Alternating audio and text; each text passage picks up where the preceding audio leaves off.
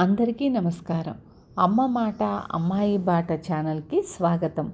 మొదటిసారిగా వీడియో చూస్తున్నట్లయితే సబ్స్క్రైబ్ చేసుకోండి, లైక్ చేసి షేర్ చేయండి, పక్కనున్న బెల్ సింబల్ని ప్రెస్ చేయండి.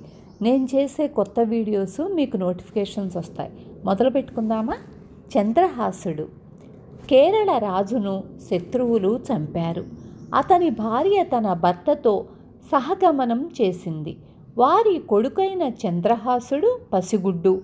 అతన్ని ఒక దాసి కుంతల దేశం చేర్పించింది. కుంతల రాజుకు పిల్లలు లేరు. మంత్రి దుష్టబుద్ధి తన కొడుకు రాజవుతాడని ఆశిస్తున్నాడు. అయితే ఒకనాడు చంద్రహాసుణ్ణి చూసి ఆస్థాన జ్యోతిష్కుడు ఆ కుర్రవాడు రాజవుతాడు అన్నాడు. చంద్రహాసుడు బ్రతికి ఉంటే తన కొడుకు రాజు కాలేడని దుష్టబుద్ధి చంద్రహాసుణ్ణి చంపడానికి కటికవాళ్లను నియమించాడు. కానీ వాళ్ళు ఆ కుర్రవాణ్ణి చంపటానికి చేతులు రాక అడవిలో వదిలేశారు. కుళిందకుడు అనే రాజు వేటకు వచ్చి చంద్రహాసుణ్ణి చూసి పిల్లలు లేనివాడు కావటాన అతన్ని తన కొడుకుగా పెంచుకోసాగాడు. చంద్రహాసుడు చావలేదని తెలిసి దుష్టబుద్ధి అతన్ని తన పరివారంలో ఉంచుకున్నాడు. దుష్టబుద్ధి కొడుకు మదనుడు ఒక ప్రాంతానికి రాజప్రతినిధిగా ఉంటున్నాడు. దుష్టబుద్ధి ఒక ఉత్తరం రాసి దాన్ని చంద్రహాసుడి ద్వారా మదనుడికి పంపాడు.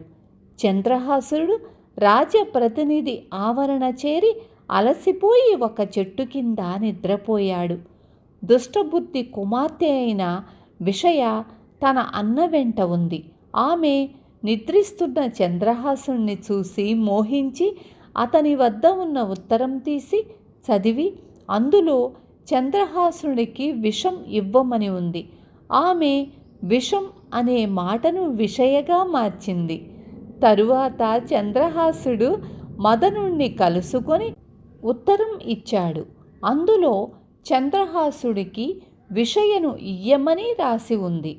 మదనుడు ఇద్దరికీ పెళ్లి చేశాడు. తరువాత దుష్టబుద్ధికి తన పథకం పెడిసికొట్టినట్లు తెలిసింది. చంద్రహాసుడు చావకపోగా తనకు అల్లుడై కూర్చున్నాడు. అయినా దుష్టబుద్ధి అతన్ని చంపించే ఆలోచన మానలేదు. దుష్టబుద్ధి చంద్రహాసుడితో, ఇవాళ అర్ధరాత్రి వేళ నువ్వు చండికాలయానికి వెళ్ళి దేవిని కొలిచిరా, అది గొప్ప శుభముహూర్తం అని చెప్పాడు. తన తండ్రి చంద్రహాసుడితో ఇలా చెప్పటం మదనుడు విన్నాడు. అర్ధరాత్రి వేళ చంద్రహాసుడు బయలుదేరబోతుండగా విషయ సందేహపడి అతన్ని చండికాలయానికి వెళ్ళవద్దంది. కానీ శుభముహూర్తం తనకు కూడా లాభిస్తుందని వెళ్ళిన మదనుణ్ణి ఆలయంలో హంతకులు చంపేశారు. తన ప్రయత్నం విఫలం కావడమే కాక తన కొడుకు చావటం చూసి దుష్టబుద్ధి గుండె పగిలి చనిపోయాడు. రాజు తన కూతురుని కూడా చంద్రహాసుడికే ఇచ్చి పెళ్లి చేశాడు. రాజు అనంతరం చంద్రహాసుడే రాజై చాలా కాలం పాలించి గొప్ప రాజుగా ఖ్యాతి పొందాడు. విన్నారు కదా? రేపు మళ్ళీ ఇంకొక మంచి కథతో మీ ముందుకు వస్తాను.